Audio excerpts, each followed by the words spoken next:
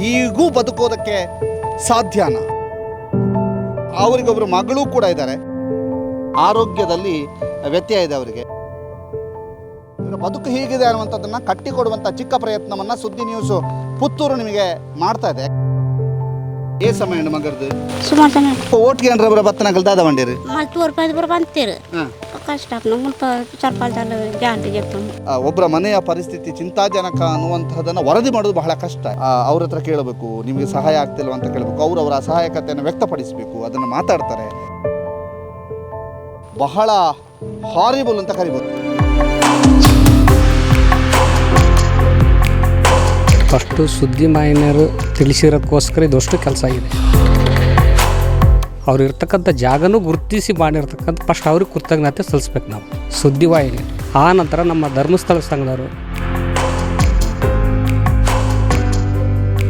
ದಲಿತರವರನ್ನು ನಮಗೆ ಸುದ್ದಿ ಮಾಧ್ಯಮದ ಪತ್ರಿಕೆ ಮೂಲಕ ಒಂದು ಸಣ್ಣ ಗೂಡು ಕೂಡ ಸೂರು ಇಲ್ಲ ಅಂತೇಳಿ ಸಮಾಜಕ್ಕೆ ತಿಳಿಸಿದಾಗ ಅದನ್ನು ನಾವು ಪೂಜ್ಯ ಕಾವಂದರ ಗಮನಕ್ಕೆ ತಗೊಬಂದಾಗ ಪೂಜ್ಯರು ಅದನ್ನು ತಕ್ಷಣ ಅವರಿಗೆ ಮನೆ ಕಟ್ಟಿಕೊಡುವ.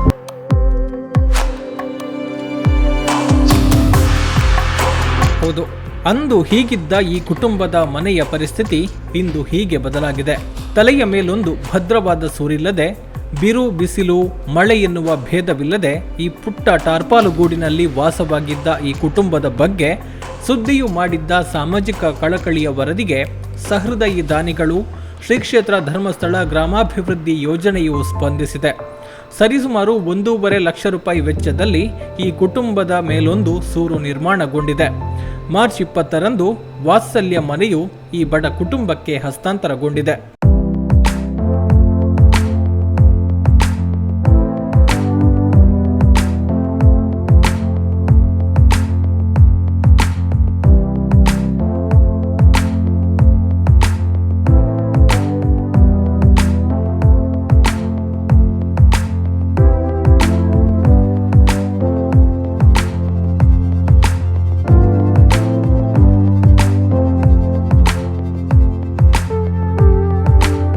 ದಕ್ಷಿಣ ಕನ್ನಡ ಜಿಲ್ಲೆಯ ಪುತ್ತೂರು ತಾಲೂಕಿನ ಒಳಮೊಗ್ರು ಗ್ರಾಮದ ಕೈಕಾರದ ಬಾಣಬೆಟ್ಟು ಎಂಬಲ್ಲಿ ದಲಿತ ಕುಟುಂಬಗಳು ತಲೆಯ ಮೇಲೊಂದು ಭದ್ರವಾದ ಸೂರಿಲ್ಲದೆ ಬಿರು ಬಿಸಿಲು ಮಳೆಗೆ ಪರಿತಪಿಸ್ತಾ ಇದ್ದ ಪರಿಸ್ಥಿತಿಯ ಬಗ್ಗೆ 2023ರ ಸೆಪ್ಟೆಂಬರ್ ತಿಂಗಳಿನಲ್ಲಿ ಸುದ್ದಿ ಚಾನೆಲ್ ಮತ್ತು ಸುದ್ದಿ ಪತ್ರಿಕೆಯಲ್ಲಿ ಸವಿಸ್ತಾರವಾದ ವರದಿ ಪ್ರಕಟವಾಗಿತ್ತು.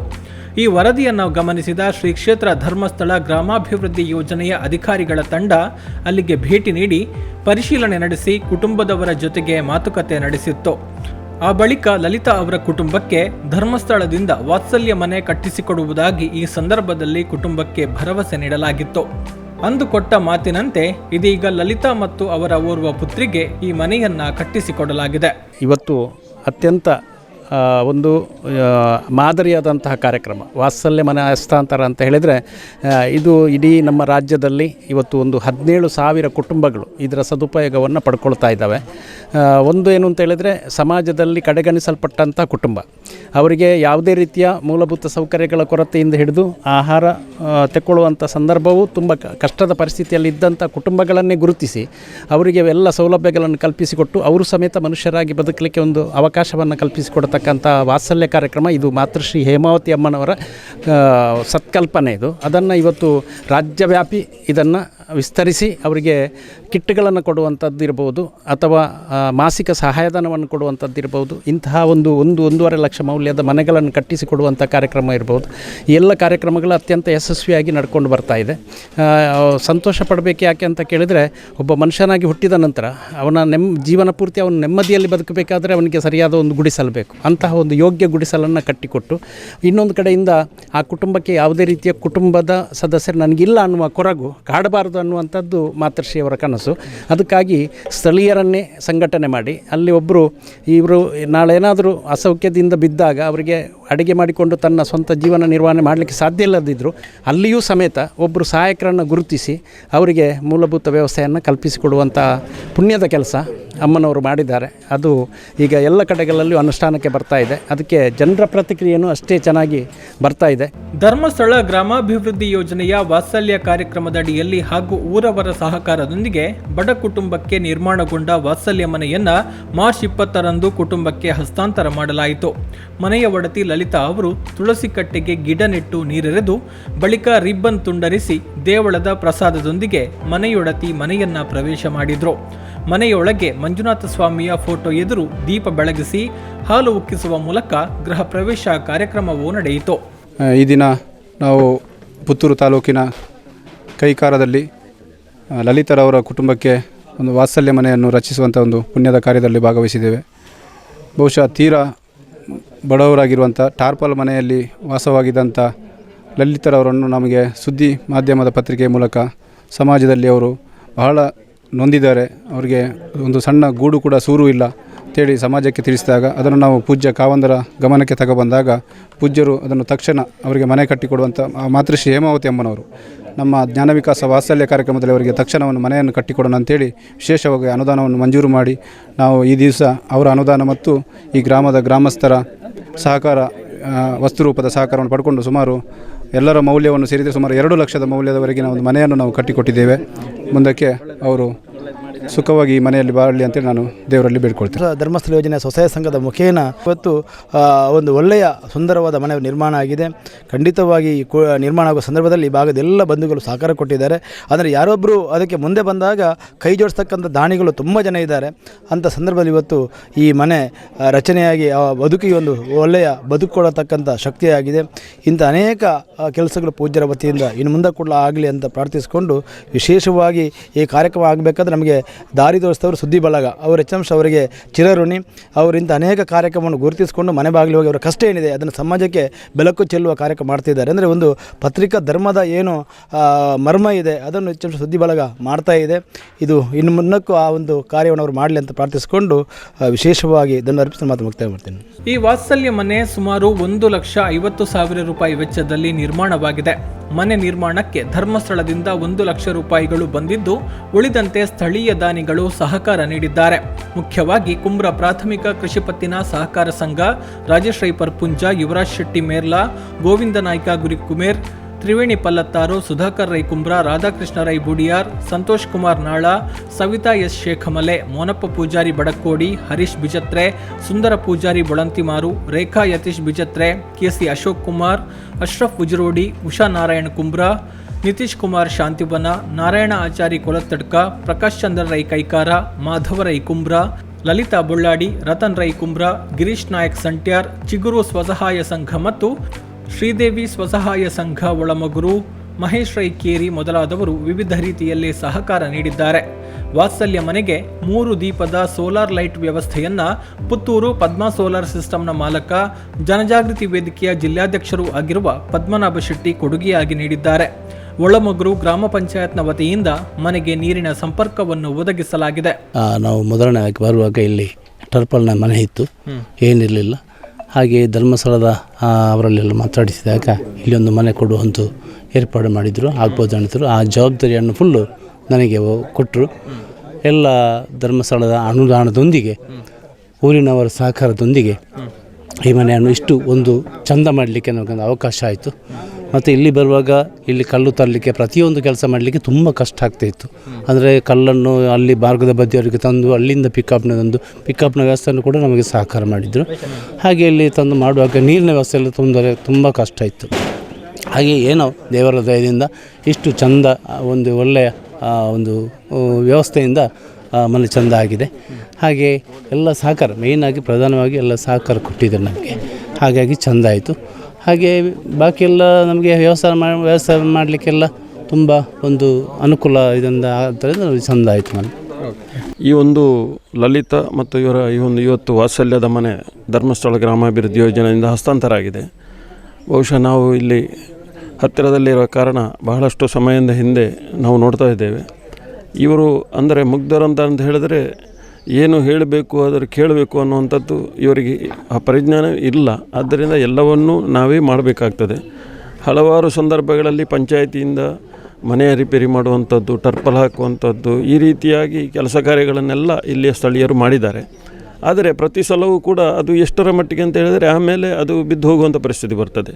ಅವರ ತಾಯಿಯ ಹೆಸರಲ್ಲಿದ್ದ RTC ಅವರನ್ನು ವಿಭಾಗ ಮಾಡಲಿಕ್ಕೆ ಆಗಿಲ್ಲ ಅವರಿಗೆ. ಆದ್ದರಿಂದ ಬಹಳಷ್ಟು ಸಮಸ್ಯೆಗಳು ಎದುರಾಗಿ ಬರುವಂತಹ ಪಂಚಾಯಿತಿಯಿಂದಲೇ ಈ ಒಂದು ಭಾಗಕ್ಕೆ ರಸ್ತೆಯನ್ನು ಮಾಡಿದ್ದು, ಗ್ರಾಮ ಪಂಚಾಯತಿಯಿಂದಲೇ ಈ ಭಾಗಕ್ಕೆ ಕುಡಿಯುವ ನೀರು ವ್ಯವಸ್ಥೆ ಮಾಡಿದ್ದು.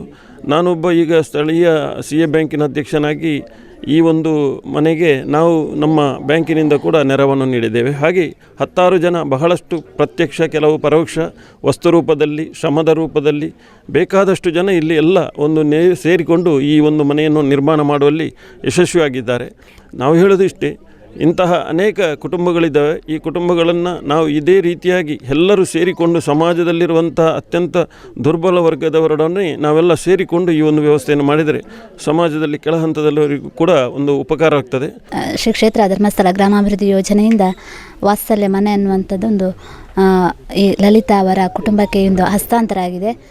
ನಿಜವಾಗಿ ಹೇಳಬೇಕಂದ್ರೆ ಶ್ರೀ ಕ್ಷೇತ್ರ ಯೋಜನೆ ಪೂಜ್ಯ ಖಾವಂದರಿಗೆ ಹಾಗೂ ಕಾರ್ಯಕರ್ತ ಬಂಧುಗಳಿಗೆ ಎಲ್ಲರಿಗೂ ಕೂಡ ನಾನು ತುಂಬ ಹೃದಯದ ಧನ್ಯವಾದನ ಅರ್ಪಿಸ್ತಾ ಇದ್ದೇನೆ. ಯಾಕಂತೇಳಿದರೆ ನಾನೊಂದು ಈ ಗ್ರಾಮ ಪಂಚಾಯತ್ನ ಅಧ್ಯಕ್ಷೆಯಾಗಿದ್ದುಕೊಂಡು ಈ ನಮ್ಮ ಗ್ರಾಮಕ್ಕೆ ಒಳಪಟ್ಟಂತಹ ಈ ಒಂದು ಅಂದರೆ ತುಂಬ ಬಡತನದಲ್ಲಿದ್ದಂತಹ ಕುಟುಂಬವನ್ನು ಗುರುತಿಸಿ, ಸುದ್ದಿ ಮಾಧ್ಯಮದವರು ಗುರುತಿಸಿ, ಹಾಗೆ ನಾವು ಕೂಡ ಇದರ ಜೊತೆ ಸೇರಿ, ಅಂದರೆ ಇವರಿಗೆ ನೀರಿನ ವ್ಯವಸ್ಥೆ ಇರಲಿಲ್ಲ, ಆ ನೀರಿನ ವ್ಯವಸ್ಥೆಯನ್ನು ಕೂಡ ಗ್ರಾಮ ಪಂಚಾಯತಿಂದ ನಾವು ಒದಗಿಸಿಕೊಟ್ಟಿದ್ದಾರೆ. ಅವರ ಮನೆ ಬಾಗಿಲಿಗೆ ಈಗ ನೀರು ಕೂಡ ಬರ್ತಾ ಇದೆ. ಹಾಗೆ ಇನ್ನೊಂದು ಅವರ ಕುಟುಂಬಕ್ಕೆ ನಾವು ಗ್ರಾಮ ಪಂಚಾಯತಿಯಿಂದ ವಸತಿ ಯೋಜನೆಯಡಿ ಅವರಿಗೆ ಮನೆಯನ್ನು ಕೂಡ ಸ್ಯಾಂಕ್ಷನ್ ಮಾಡಿಸಿ ಈಗಾಗಲೇ ಅದು ನಿರ್ಮಾಣ ಹಂತದಲ್ಲಿದೆ. ಹಾಗೆ ಎಲ್ಲ ವಿಧದಲ್ಲೂ ಕೂಡ ಮುಂದಕ್ಕೆ ಒಂದು ಬೇಕಾದಂತಹ ವ್ಯವಸ್ಥೆಯನ್ನು ಮಾಡುವಲ್ಲಿ ನಾವು ಗ್ರಾಮ ಪಂಚಾಯತ್ ಆಗಿರ್ಬೋದು, ಊರಿನ ಗಣ್ಯರಾಗಿರಬಹುದು, ಎಲ್ಲರ ಸಹಕಾರದೊಂದಿಗೆ, ಹಾಗೆ ನಮ್ಮ ಗ್ರಾಮಾಭಿವೃದ್ಧಿ ಯೋಜನೆಯ ಸಹಕಾರದೊಂದಿಗೆ ಈ ಒಂದು ಮನೆಯನ್ನು ನಿರ್ಮಾಣ ಮಾಡಿಕೊಟ್ಟು ಅಂತಹ ಒಂದು ಮತ್ತು ಹಾಗೆ ಒಂದು ಹುಡುಗಿ ಅನಾರೋಗ್ಯದಲ್ಲಿದ್ದಂತಹ ಒಂದು ಹೆಣ್ಣು ಮಗುವನ್ನು ಕೂಡ ನಾವು ಅವರನ್ನು ಆಸ್ಪತ್ರೆಗೆ ಸೇರಿಸಿ ಅವರನ್ನು ಕೂಡ ಆರೋಗ್ಯವಂತರಾಗಿ ಮಾಡುವಲ್ಲಿ ನಮ್ಮ ಸಹಕಾರವನ್ನು ನೀಡಿರುತ್ತೇವೆ. ಮುಂದಕ್ಕೆ ಕೂಡ ಶ್ರೀ ಮಂಜುನಾಥ ಸ್ವಾಮಿ ಅನುಗ್ರಹದಿಂದ ಅವರು ಆರೋಗ್ಯವಂತರಾಗಿದ್ದುಕೊಂಡು ಇಲ್ಲಿ ಉತ್ತಮ ರೀತಿಯಲ್ಲಿ ಅವರು ತಮ್ಮ ಒಂದು ಕುಟುಂಬ ಜೀವನವನ್ನು ನಿರ್ವಹಿಸುವಂತಾಗಲಿ, ಎಲ್ಲ ಸಾನ್ನಿಧ್ಯ ಶಕ್ತಿಗಳು ಅವರಿಗೆ ಆ ಒಂದು ಶಕ್ತಿಯನ್ನು ನೀಡಲಿ ಅಂತ ಈ ಸಂದರ್ಭದಲ್ಲಿ ಶುಭವನ್ನು ಹಾರೈಸ್ತಾ ಇದ್ದೇನೆ. ಎಲ್ಲ ಸಮಾಜದ ಪಂಚಾಯತಿನವರ ಎಲ್ಲರ ಸಮ್ಮುಖದಲ್ಲಿ ಅಥವಾ ಎಲ್ಲರ ಸಹಕಾರದಲ್ಲಿ ಆಗಬೇಕು ಅನ್ನುವಂಥದ್ದು ಒಂದು ದೂರದೃಷ್ಟಿತ್ವದ ಯೋಜನೆಯನ್ನು ಹಾಕಿಕೊಂಡು ಇವತ್ತು ಎಲ್ಲರೂ ನಾವು ಪಾಲುದಾರರಾಗಿದ್ದೇವೆ. ಇದರಲ್ಲಿ ಈ ಪುಣ್ಯ ಕಾರ್ಯದಲ್ಲಿ ನಾವು ಪಾಲುದಾರರಾಗಿದ್ದೇವೆ. ಇವತ್ತು ಲಲಿತಮ್ಮನ ಕುಟುಂಬಕ್ಕೆ, ಲಲಿತಮ್ಮನಿಗೆ ಒಂದು ವಾಸದಲ್ಲಿ ಮನೆ ಕಟ್ಟುವಂಥದ್ದು ವ್ಯವಸ್ಥೆಯಲ್ಲಿ ಇವತ್ತು ಈ ಪಂಚಾಯತಿಯಿಂದ ಹಿಡಿದು ಇಲ್ಲಿರುವಂಥ ಎಲ್ಲ ನಮ್ಮ ಬಂಧುಗಳು ಇದಕ್ಕೆ ಸಹಕಾರವನ್ನು ನೀಡಿದ ಕಾರಣ ಈ ಒಂದು ಸುಂದರವಾದ ಮನೆ ಇಲ್ಲಿ ನಿರ್ಮಾಣ ಆಗಲು ಸಾಧ್ಯ ಆಯಿತು. ಇನ್ನು ನಿರ್ಮಾಣಗೊಂಡಿರುವ ಪುಟ್ಟ ಸೂರು ಬಡ ಕುಟುಂಬಕ್ಕೆ ನೆಮ್ಮದಿಯನ್ನು ತಂದಿದೆ.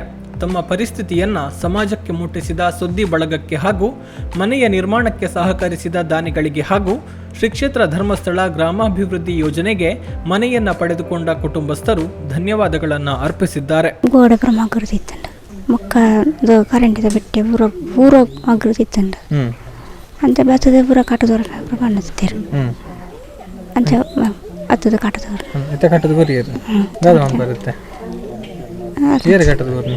ಮರ ಅಣ್ಣೆ ಅಧ್ಯಕ್ಷರು ಮಾತಾಡ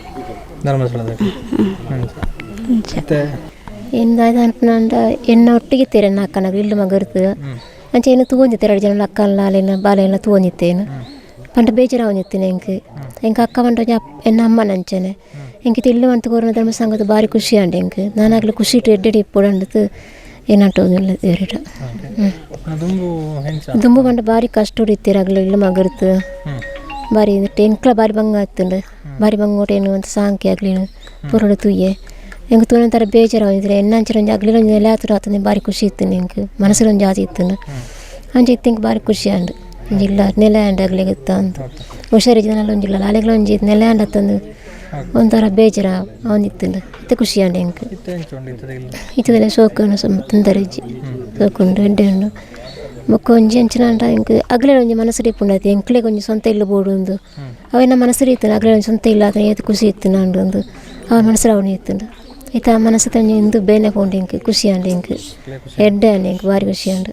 ಫಸ್ಟು ಸುದ್ದಿ ಮಾಹಿನಿಯರು ತಿಳಿಸಿರೋದಕ್ಕೋಸ್ಕರ ಇದಷ್ಟು ಕೆಲಸ ಆಗಿದೆ. ಅವ್ರು ಹೇಳಲಿಲ್ಲ ಅಂದರೆ ಇದು ಯಾವುದಕ್ಕೆ ಕೆಲಸ ಆಗ್ತಿರಲಿಲ್ಲ. ಅವ್ರು ಇರ್ತಕ್ಕಂಥ ಜಾಗನೂ ಗುರುತಿಸಿ ಮಾಡಿರ್ತಕ್ಕಂಥ ಫಸ್ಟ್ ಅವ್ರಿಗೆ ಕೃತಜ್ಞತೆ ಸಲ್ಲಿಸ್ಬೇಕು ನಾವು ಸುದ್ದಿವಾಹಿನಿಯರಿಗೆ.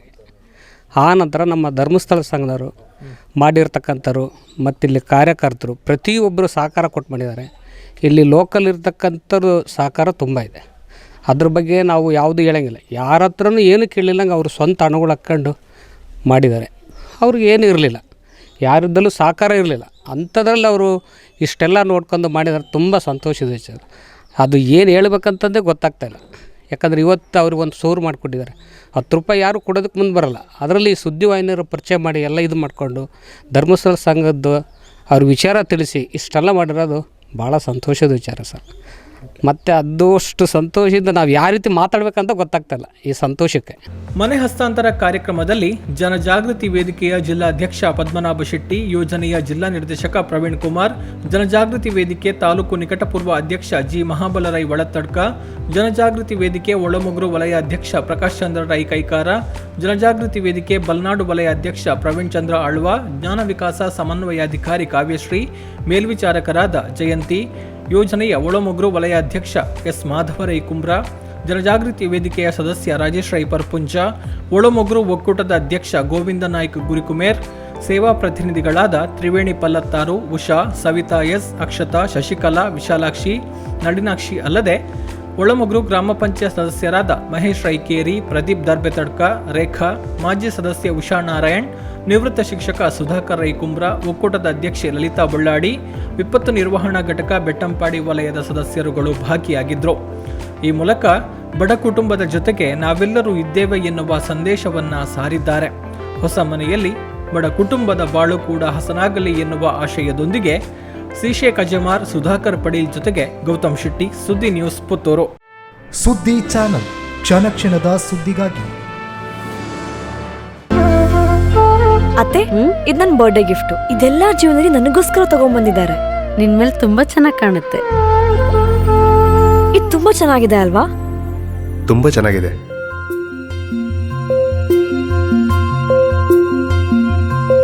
It will look really good on you. Amma? Huh? Mother is always son's first love.